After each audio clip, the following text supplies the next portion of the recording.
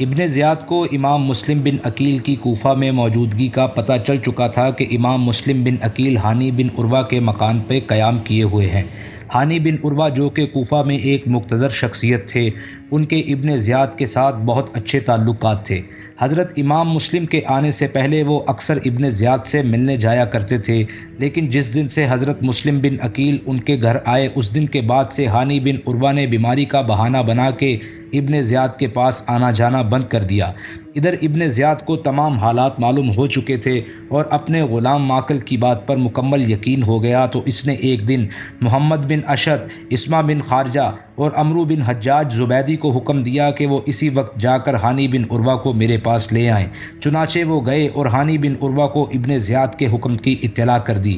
ہانی مکان کے اندر گئے اور حضرت مسلم سے بات چیت کی اور تیار ہو کے باہر آ گئے اور ان کے ساتھ چلے گئے۔ دارالامارت کے اندر پہنچ کر ابن زیاد کو سلام کیا تو اس نے سلام کا جواب نہیں دیا۔ کچھ دیر کھڑے رہے، اس کے بعد ابن زیاد نے بڑے غصے میں کہا، ہانی، تم امیر المومنین یزید کے خلاف اپنے گھر کو سازشوں کا اڈا بنائے ہوئے ہو اور مسلم بن عقیل کو اپنے گھر میں چھپا کر ان کی حفاظت کے لیے ہتھیار خریدتے ہو اور لوگوں سے جنگ کرنے پر بیعت لیتے ہو اور یہ سمجھتے ہو کہ یہ ساری باتیں مجھ سے پوشیدہ رہیں گی۔ ہانی نے کہا کہ یہ بالکل غلط ہے۔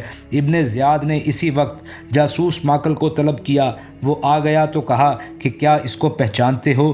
معقل کو دیکھ کر ہانی کے ہوش اڑ گئے۔ اب وہ سمجھے کہ یہ ظالم عقیدت و محبت کے پردے میں دشمنی اور جاسوسی کر رہا تھا۔ اس کے بعد ہانی بن عروہ نے کہا کہ میں حکومت کے خلاف نہیں ہوں۔ انہوں نے اپنی وفاداری کا یقین ابن زیاد کو دلایا، لیکن ساتھ ہی ساتھ یہ بھی کہا کہ میں خاندان رسالت کے کسی بندے کو آپ کے حوالے نہیں کر سکتا۔ میں آپ سے وعدہ کرتا ہوں کہ میں انہیں اپنے گھر سے نکال دوں گا۔ آپ مجھے اتنی مہلت دیجئے کہ میں ان سے جا کر کہہ آؤں کہ آپ میرے گھر سے نکل کر جہاں چاہیں چلے جائیں۔ لیکن ابن زیاد نے کہا کہ خدا کی قسم، جب تک تم انہیں میرے حوالے نہیں کر دیتے میں تمہیں اس جگہ سے جانے کی اجازت نہیں دے سکتا۔ ہانی نے کہا، خدا کی قسم، میں اپنے مہمان کو قتل کرنے کے لیے تمہارے حوالے کر دوں، ایسا ہرگز نہیں ہو سکتا۔ ابن زیاد نے کہا، تمہیں ہمارے حوالے کرنا ہوگا۔ تم اگر انہیں ہمارے سپرد نہیں کرو گے تو ہم تمہارا سر قلم کر دیں گے۔ ہانی نے کہا کہ اگر ایسا ہوا تو تمہارے ارد گرد تلواریں چمکیں گی۔ یہ سن کر ابن زیاد آگ بگولا ہو گیا۔ اس نے کہا کہ اچھا تم مجھے دھمکیاں دیتے ہو۔ یہ کہہ کر ابن زیاد نے ہانی کے سر اور منہ پر ڈنڈے سے مارنا شروع کر دیا۔ ہانی کا سارا جسم خون میں لت پت ہو گیا۔ ہانی نے اپنے قریب کھڑے ہوئے ایک سپاہی کی تلوار چھیننے کی کوشش کی، لیکن وہ پیچھے ہو گیا۔ ابن زیاد نے کہا، اب تو نے اپنا خون بھی ہمارے لیے جائز کر دیا ہے۔ پھر اپنے سپاہیوں کو حکم دیا کہ ان کو کھینچ کر لے جاؤ اور ایک کمرے میں بند کر کے پہرا بٹھا دو۔ اسما بن خارجہ اٹھے اور ابن زیاد سے کہا، او دغا باز، ان کو چھوڑ دے۔ تو نے ہم کو حکم دیا تھا کہ ہم انہیں تیرے پاس لائیں۔ جب انہیں لے آئے تو نے ان کا منہ توڑ دیا اور ان کا خون بہایا اور انہیں قتل کی دھمکی دے رہا ہے۔ ابن زیاد نے کہا کہ اس کو بھی پکڑو اور مارو۔ چنانچہ سپاہیوں نے ان کو بھی مارا پیٹا اور قید کر دیا۔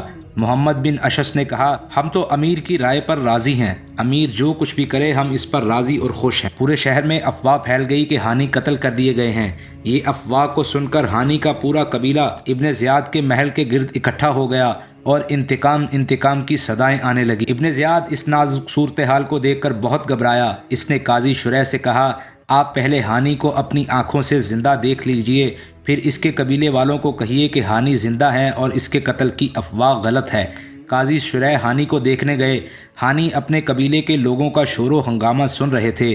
انہوں نے قاضی کو دیکھ کر کہا کہ یہ آواز میرے قبیلہ کے لوگوں کی ہے، آپ ان سے میرا حال بتائیں، اگر 10 آدمی بھی اس وقت اندر جائیں تو میں یقیناً چھوٹ جاؤں گا۔ جب قاضی شریح باہر جانے لگے تو ابن زیاد نے اپنے جاسوس کو ان کے پیچھے لگا دیا، جس کی وجہ سے قاضی شریح اس کے قبیلے والوں کے سامنے صرف اتنا ہی کہہ پائے کہ ہانی زندہ ہے۔ ہانی کے زندہ ہونے کی خبر سن کے ہانی کے قبیلے کے لوگ منتشر ہو گئے۔ امام مسلم بن عقیل نے اپنے محسن ہانی بن عروہ کی گرفتاری کا سنا تو آپ ہانی بن عروہ کے گھر سے باہر نکل آئے اور اپنے متوسلین کو صدائیں دینا شروع کر دی۔ لوگ اکٹھے ہونے شروع ہو گئے اور 40,000 کی جمعیت نے آپ نے قصر شاہی کا احاطہ کر لیا۔ اگر اس وقت امام مسلم بن عقیل محل پر حملہ کر دیتے تو یقیناً ابن زیاد گرفتار کر لیا جاتا یا مار دیا جاتا، لیکن ابن زیاد بہت ہی خبیث انسان تھا۔ اس نے شہر کے ہر قبیلے کے سردار کو بھی گرفتار کیا ہوا تھا۔ اس نے سب کو اندر ڈرانا دھمکانا شروع کر دیا کہ اگر تم کو اپنی جان مال اولاد پیاری ہے تو اپنے قبیلے والوں کو کہو کہ مسلم کا ساتھ چھوڑ دیں ورنہ میں تم سب کو مار دوں گا۔ سردار ابن زیاد کی بات سن کر ڈر گئے اور محل کی چھت پر جا کر اپنے اپنے قبیلے والوں سے کہنے لگے کہ واپس چلے جاؤ، ہم پر اور اپنے گھر والوں پر رحم کرو۔ ابن زیاد کی یہ چال کامیاب ہو گئی اور امام مسلم بن عقیل کا لشکر منتشر ہونے لگا، یہاں تک کہ شام کے وقت جب حضرت مسلم بن عقیل نے مسجد کوفہ میں مغرب کی نماز شروع کی تو آپ کے ساتھ 500 آدمی تھے اور سلام پھیرنے تک آپ کے ساتھ ایک بھی آدمی نہ تھا۔ امام مسلم بن عقیل یہ حالت دیکھ کر بہت گھبرا گئے، کیونکہ آپ امام علی مقام حضرت امام حسین علیہ السلام کو کوفہ آنے کے لیے خط لکھ چکے تھے اور وہ جانتے تھے کہ یقیناً ان کی رائے کے بعد امام حسین علیہ السلام اپنے اہل و عیال کے ہمراہ کوفہ کا سفر شروع کر چکے ہوں گے۔ امام مسلم بن عقیل یہی سوچ کر پریشان ہو رہے تھے۔ حضرت امام مسلم بن عقیل انہی خیالات میں پریشانی کے عالم میں ادھر ادھر پھرنے لگے۔ ان کے سمجھ میں نہیں آ رہا تھا کہ اب وہ کہاں جائے اور کیا کریں۔ پھرتے پھرتے وہ ایک قبیلہ کندہ کی ایک عورت طوع کے مکان پر پہنچے۔ وہ اشعث بن قیس کی لونڈی تھی جسے اشعث نے آزاد کر دیا تھا۔ آزادی کے بعد ایک شخص اسید نامی حضرمی نے اس سے نکاح کر لیا، جس سے ایک لڑکا بلال پیدا ہوا۔ اس وقت بلال کہیں باہر گیا ہوا تھا اور طوع اس کا انتظار کر رہی تھی۔ حضرت مسلم بن عقیل نے آگے بڑھ کر اسے سلام کیا اور پانی مانگا۔ اس نے پانی لا کر دے دیا۔ آپ نے پانی پیا، برتن لینے پھر باہر آئی تو دیکھا کہ آپ وہیں بیٹھے ہوئے ہیں۔ اس نے کہا آپ تو پانی پی چکے ہیں، اب اپنے گھر جائیے۔ آپ نے کوئی جواب نہ دیا اور اپنی جگہ پر بیٹھے رہے۔ اس نے 3 بار یہی کہا، پھر بھی آپ خاموش رہے تو اس نے کہا آپ کا رات کے وقت میرے دروازے پر بیٹھنا مناسب نہیں ہے، میں کہتی ہوں آپ اپنے گھر چلے جائیے۔ تو آپ نے فرمایا اے نیک بخت عورت، میرا اس شہر میں کوئی گھر نہیں ہے، میں ایک مسافر ہوں اور سخت مصیبت میں مبتلا ہوں، ایسے میں تم میرے ساتھ کوئی نیکی کر سکتی ہو؟ شاید میں کسی وقت اس کا بدلہ دے سکوں، ورنہ اللہ تعالیٰ اور اس کے رسول صلی اللہ علیہ وآلہ وسلم تمہیں اس کا اجر دیں گے۔ عورت نے حیران ہو کر پوچھا آپ کون ہیں اور کس قسم کی نیکی چاہتے ہیں؟ فرمایا میں مسلم بن عقیل ہوں، کوفہ والوں نے میرے ساتھ غداری کی ہے، مجھے دھوکہ دیا ہے، مجھ سے مدد کا وعدہ کیا تھا اور اب سب نے میرا ساتھ چھوڑ دیا ہے۔ اس نے کہا مسلم آپ ہی ہیں؟ فرمایا ہاں میں ہی مسلم بن عقیل ہوں۔ اتنا سننا تھا کہ اس خدا ترس عورت نے فوراً آپ کو مکان کے اندر لے لیا اور اپنے خاص کمرے میں آپ کے لیے فرش بچھا دیا۔ آپ اس پر بیٹھ گئے، اس نے کھانا پیش کیا مگر آپ نے کھانا نہیں کھایا اور اس کو دعائیں دیتے رہے۔ تھوڑی دیر کے بعد اس کا لڑکا آیا۔ جب اس نے ماں کو بار بار اس کمرہ خاص میں آتے جاتے دیکھا تو اس کا سبب دریافت کیا۔ طوع نے پہلے تو چھپانے کی کوشش کی، لیکن جب بیٹے نے بہت اصرار کیا تو رازداری کا وعدہ کر کے بتا دیا۔ یہ سن کر وہ بالکل خاموش ہو گیا اور رات گزرنے کا شدت سے انتظار کرنے لگا۔ تاریخ طبری میں اس لڑکے کے بارے میں لکھا ہے کہ یہ لڑکا شرابی اور آوارہ قسم کا تھا۔ ابن زیاد کو معلوم ہو چکا تھا کہ تمام اہل کوفہ حضرت مسلم بن عقیل کا ساتھ چھوڑ چکے ہیں اور اب کوئی بھی ان کے ساتھ نہیں ہے، تو اس نے اعلان عام کر دیا کہ جس نے حضرت امام مسلم بن عقیل کو اپنے گھر میں پناہ دی اس کے لیے امان نہیں، اور جو ان کو گرفتار کر کے لائے گا یا گرفتار کرائے گا اسے انعام دیا جائے گا۔ اس اعلان کے بعد اس نے اپنی پولیس کے سربراہ حسین بن نمیر کو حکم دیا کہ شہر کی ناکہ بندی کر کے گلی کوچوں میں آدمی مقرر کر دو اور گھر گھر کی تلاشی لو۔ خبردار مسلم کسی بھی راستے اور کسی بھی طریقے سے نکل نہ پائے۔ اگر یہ شخص نکل گیا اور تم اس کو گرفتار کر کے میرے پاس نہ لائے تو تمہاری خیر نہیں۔ ابن زیاد کا یہ اعلان جب طوع کے لڑکے بلال ابن اسید نے سنا تو اس کو خیال آیا اگر اس کے گھر کی تلاشی لی گئی تو پھر اس کی خیر نہیں۔ اس نے یہ راز افشا کرنے کا فیصلہ کر لیا۔ صبح ہوتے ہی وہ گھر سے نکلا اور عبد الرحمن بن اشعث کے پاس گیا اور اسے بتایا کہ مسلم بن عقیل میرے مکان میں چھپے ہوئے ہیں۔ عبد الرحمن کا باپ محمد بن اشعث اس وقت ابن زیاد کے پاس گیا ہوا تھا۔ وہ فوراً اس کے پاس پہنچا اور سارا ماجرا کہہ سنایا۔ ابن زیاد نے محمد بن اشعث کی سرکردی میں فوج کا ایک دستہ حضرت امام مسلم بن عقیل کی گرفتاری کے لیے روانہ کر دیا۔ حضرت مسلم بن عقیل نے جب گھوڑوں کی ٹاپ اور لوگوں کی آوازیں سنی تو سمجھ گئے کہ ابن زیاد کی فوج میری گرفتاری کے لیے آ گئی ہے۔ آپ نے تلوار سنبھال لی اور فوراً کمرے سے نکل پڑے۔ اتنے میں فوج اندر گھس گئی۔ آپ نے نہایت بہادری کے ساتھ ان سب کا مقابلہ کیا اور ان سب کو گھر سے باہر نکال دیا۔ سپاہیوں نے دوبارہ پھر گھس کر آپ پر حملہ کر دیا۔ آپ نے بڑی بہادری کے ساتھ ان کا مقابلہ کیا۔ اتنے میں ایک خبیث نے آپ کے چہرہ مبارک پر ایسا وار کیا کہ آپ کے اوپر اور نیچے کا ہونٹ کٹ گیا اور آپ کے سامنے کے 2 دانت بھی شہید ہو گئے۔ حضرت مسلم بن عقیل نے اس کے سر پر تلوار ماری جس سے اس کا سر پھٹ گیا۔ دوسرا وار اس کے کندھے پر ایسا کیا کہ آپ کی تلوار اس کے سینے تک ادھر آئی۔ جب لوگوں نے آپ کی شجاعت و بہادری کا عالم دیکھا اور آپ کی خونخوار ضرب حیدری سے بچنے کے لیے باہر بھاگ گئے اور مکان کی چھت پر چڑھ گئے۔ محمد بن اشعث نے جب آپ کی شجاعت اور اپنے ساتھیوں کی بزدلی اور کمزوری دیکھی تو پرفریب چال چلی اور آگے بڑھ کر کہنے لگا، آپ کیوں جان گنواتے ہیں؟ میں آپ کو امان دیتا ہوں، اپنے آپ کو میرے حوالے کر دیں۔ مگر آپ برابر شمشیر چلاتے رہے اور یہ اشعار دہراتے رہے جن کا ترجمہ کچھ یوں ہے، یعنی کہ مجھے اس بات کا اندیشہ ہے کہ مجھ سے جھوٹ بولیں گے یا مجھے دھوکہ دیں گے۔ محمد بن اشعث نے کہا، نہیں، آپ سے جھوٹ نہیں بولا جا رہا اور نہ آپ کو دھوکہ دیا جائے گا۔ حضرت امام مسلم بن عقیل بھی زخموں سے چور چور ہو چکے تھے، اس لیے مکان کی دیوار سے ٹیک لگا کر کھڑے ہو گئے۔ ابن اشعث آپ کے پاس آ کر کہنے لگا، آپ کے لیے امان ہے۔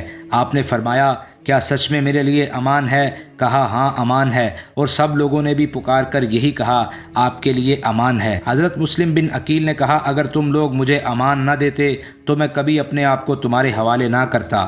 اتنے میں ایک خچر لایا گیا، آپ کو اس پر سوار کرایا گیا۔ جب آپ خچر پر سوار ہو گئے تو سپاہیوں نے چاروں طرف سے آپ کی تلوار آپ کے ہاتھ سے چھین لی۔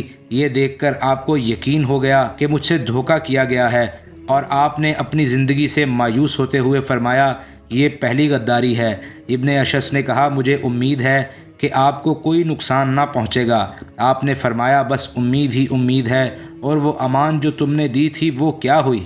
یہ کہہ کے امام مسلم بن عقیل کی آنکھوں میں آنسو آ گئے تو پاس کھڑے ہوئے ایک خبیث نے کہا کہ آپ شاید موت کے ڈر سے رو رہے ہیں، لیکن آپ نے فرمایا، نہیں، میں اپنی جان کے لیے نہیں رو رہا، بلکہ نواسۂ رسول امام حسین علیہ السلام اور ان کی اولاد کے لیے رو رہا ہوں۔ اس کے بعد آپ نے محمد بن اشعث سے کہا، میں دیکھتا ہوں کہ تھوڑی دیر بعد تم اپنی دی ہوئی امان کو پورا کرنے میں عاجز ہو جاؤ گے۔ بہرحال اگر تم کچھ اتنا کر سکتے ہو میرے لیے تو صرف اتنا کرو کہ میری طرف سے امام علی مقام حضرت امام حسین علیہ السلام کو ایک خط لکھ دو، جس میں ان کو میرا حال بیان کر دو کہ کوفہ والوں نے پھر ایک بار دھوکہ کر دیا ہے، ہو سکے تو آپ کوفہ تشریف نہ لائیں۔ ابن اشعث نے کہا، خدا کی قسم، میں ضرور ایسا کروں گا۔ چنانچہ اس نے اپنے وعدے کے مطابق ایاز بن اسلطائی جو ایک شاعر تھا اس کے پاس آیا اور اس سے ایک خط لکھوایا جس میں تمام باتیں حضرت امام مسلم کی کہی ہوئی لکھ دیں، اور اسے کہا کہ یہ خط امام علی مقام امام حسین علیہ السلام کو پہنچا دو۔ اس کے بعد ابن اشعث حضرت مسلم کو لے کر قصر امارت یعنی کہ گورنر ہاؤس پہنچا۔ آپ کو دروازے کے پاس چھوڑ کر خود اندر گیا اور ابن زیاد سے سارا حال بیان کر دیا اور کہا کہ میں نے امام مسلم بن عقیل کو امان دی ہے۔ ابن زیاد یہ سن کر غصے میں آ گیا اور اس نے کہا کہ تم ہوتے کون ہو امان دینے والے؟ میں نے صرف تمہیں گرفتار کرنے کے لیے بھیجا تھا۔ یہ سن کر ابن اشعث خاموش ہو گیا۔ امام مسلم بن عقیل جب محل کے دروازے پر پہنچے تو آپ کو بہت پیاس لگی ہوئی تھی، لیکن کسی نے بھی آپ کو پانی نہ پینے دیا۔ عمارہ بن عقبہ کو آپ کی حالت پر ترس آیا۔ اس نے اپنے غلام قیس کو بھیجا، وہ ٹھنڈے پانی کی ایک مٹکی اور کٹورا اٹھا لایا، کٹورا بھر کر آپ کو دیا۔ جوں ہی آپ نے اس سے منہ لگایا، اس میں آپ کے منہ سے خون گرا اور وہ خون پانی میں گر کر پانی بھی خون بن گیا۔ غلام نے دوسری بار کٹورا بھر دیا، وہ بھی خون سے بھر گیا۔ تیسری مرتبہ پھر دیا تو سامنے کے 2 دانت ٹوٹ کر کٹورے میں گر گئے۔ آپ نے فرمایا، الحمدللہ، اب میری قسمت میں دنیا کا پانی نہیں ہے۔ اس کے بعد اسی حالت میں جب کہ آپ کے منہ اور کپڑے خون سے لت پت تھے، ابن زیاد کے پاس چلے گئے۔ آپ نے دستور کے مطابق ابن زیاد کو سلام نہیں کیا۔ ایک سپاہی نے کہا کہ تم امیر کو سلام نہیں کرتے۔ آپ نے کہا، اگر امیر مجھے قتل کرنا چاہتا ہے تو اس کو میرا سلام نہیں، اور اگر قتل کا ارادہ نہیں تو پھر اس پر بہت سے سلام ہو۔ ابن زیاد نے کہا، بے شک میں تم کو ضرور قتل کروں گا۔ آپ نے فرمایا، واقعی؟ اس نے کہا، ہاں۔ اچھا، مجھے اتنا موقع دو کہ میں اپنی قوم کے شخص کو کچھ وصیت کر لوں۔ کہا، ہاں چلو کر لو۔ امام مسلم بن عقیل نے درباریوں میں نظر دوڑائی تو ان میں ابن سعد نظر آ گیا۔ آپ نے اس سے فرمایا تم قریش خاندان کے ہو اور تم میں اور مجھ میں قرابت داری بھی ہے، اس لیے میں تم سے راز کی باتیں کہنا چاہتا ہوں، اسے تنہائی میں سن لو۔ ابن سعد جو کہ یزیدی حکومت کا چاپلوس تھا، حضرت مسلم بن عقیل کی بات سننے کو تیار نہ ہوا تو ابن زیاد نے کہا کہ سننے میں کیا حرج ہے، جاؤ اس کی بات سن لو۔ چنانچہ وہ اٹھا اور امام مسلم بن عقیل اسے لے کر محل کے ایک گوشے میں چلے گئے جہاں سے ابن زیاد نہیں دیکھ سکتا تھا۔ وہاں پہنچ کر حضرت مسلم بن عقیل نے ابن سعد سے فرمایا پہلی بات تو یہ ہے کہ میں نے کوفہ میں فلاں شخص سے 700 درہم قرض لیا ہے، تم میری تلوار اور زرہ بیچ کر قرض ادا کر دینا۔ دوسری بات یہ ہے کہ قتل کے بعد میری لاش دفن کر دینا۔ تیسری بات یہ ہے کہ امام عالی مقام کے پاس کسی کو بھیج کر میرے پورے حالات کی اطلاع کر دینا تاکہ وہ واپس چلے جائیں۔ امام مسلم بن عقیل نے یہ باتیں راز کے طور پر ابن سعد سے کہی تھی، لیکن اس بدبخت نے ساری باتیں ابن زیاد سے کہہ دیں۔ امام مسلم بن عقیل نے ابن زیاد کو سمجھانے کی کوشش کی کہ یہ دنیا عارضی ہے، اس کا اقتدار اور اس کی حکومت عارضی ہے، لیکن وہ بدبخت کہاں سمجھنے والا تھا، بلکہ الٹا ان باتوں کو سن کر ظالم ابن زیاد جلا اٹھا اور بے قابو ہو کر حضرت مسلم بن عقیل کے والد حضرت عقیل اور حضرت علی اور حضرت امام حسین علیہ السلام کو گالیاں دینے لگا تو آپ بالکل خاموش ہو گئے۔ اس کے بعد ظالم ابن زیاد نے جلادوں کو حکم دیا کہ ان کو محل کی چھت پر لے جاؤ اور بری طرح قتل کرنے کے بعد سر کو دھڑ کے ساتھ سے الگ کر دو تاکہ ہڈیاں چکنا چور ہو جائیں اور ان کو محل کی چھت سے نیچے گرا دینا۔ آپ نے ابن اشعث کی طرف دیکھ کر فرمایا تو نے مجھے امان نہ دی ہوتی تو واللہ میں اس طرح اپنے آپ کو حوالے نہ کرتا۔ اب مجھے بچانے کے لیے اٹھ اور بری الذمہ ہو، مگر وہ خاموش رہا۔ تو ابن زیاد نے اپنے ایک اور سپاہی کو بلایا اور اسے کہا کہ مسلم کو چھت پر لے جاؤ اور وہاں جا کر اس کا سر قلم کر دو۔ جب حضرت مسلم بن عقیل چھت پر چلے گئے تو آپ انتہائی صبر و سکون کے ساتھ استغفار اور درود پاک پڑھ رہے تھے اور ساتھ میں یہ بھی فرما رہے تھے کہ خداوند ہمارے اور اس قوم کے درمیان تو ہی خود فیصلہ فرما، جس نے ہمیں دھوکہ دیا اور جس نے ہمیں جھٹلایا اور ہمیں ذلیل کیا۔ اس کے بعد جلاد نے آپ کو محل کی چھت پر شہید کر دیا اور سر مبارک کو جسم کے ساتھ نیچے پھینک دیا۔ آپ کی شہادت 3 ذی الحج کو ہوئی۔ حضرت مسلم بن عقیل کی شہادت کے بعد ابن اشعث کو ہانی بن عروہ کی فکر لگی جسے ابن زیاد نے اپنے محل میں قید کر رکھا تھا۔ اس نے ابن زیاد سے کہا آپ کو معلوم ہے کہ ہانی کس رتبہ کا انسان ہے اور کوفہ میں اس کا اور اس کے خاندان کا کتنا اثر ہے۔ لوگوں کو معلوم ہے کہ میں ہی اسے آپ کے پاس لایا تھا، اس لیے میں آپ سے التجا کرتا ہوں کہ آپ ہانی کو کوئی ضرر نہ پہنچائیں ورنہ میری خیر نہیں ہوگی۔ ابن زیاد نے ابن اشعث کو یقین دلایا کہ کسی قسم کی کوئی تکلیف ہانی کو نہیں دی جائے گی، لیکن وہ بدکار اپنے وعدے پر قائم نہ رہا اور بعد میں حکم دیا کہ ہانی کو بازار میں لے جا کر قتل کر دو۔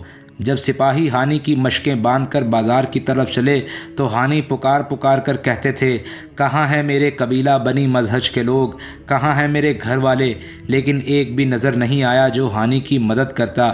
جب انہیں ہر طرف سے مایوسی ہو گئی تو اپنے قوت بازو کا سہارا لیتے ہوئے اپنا ہاتھ رسی سے کھینچ لیا اور کہا ارے کوئی لاٹھی نہیں، کوئی چھڑی نہیں، کوئی پتھر نہیں، ارے کیا اونٹ کی کوئی ہڈی بھی نہیں کہ میں اس کو لے کر اپنی جان بچا سکوں۔ سپاہیوں نے پھر ہانی کو رسی سے باندھ دیا اور ایک ترکی غلام نے آپ کو شہید کر دیا۔ ان دونوں کو شہید کرنے کے بعد ابن زیاد نے امام مسلم بن عقیل اور ہانی بن عروہ کے سروں کو یزید کے پاس روانہ کر دیا۔ یزید نے جواباً اس کارنامہ پر بڑی شاباشی دی اور خط لکھا کہ تم نے وہی کیا جس کی ہمیں تم سے امید تھی، اب خود حسین ابن علی کے بارے میں تمہاری کارگزاری دیکھنا ہے۔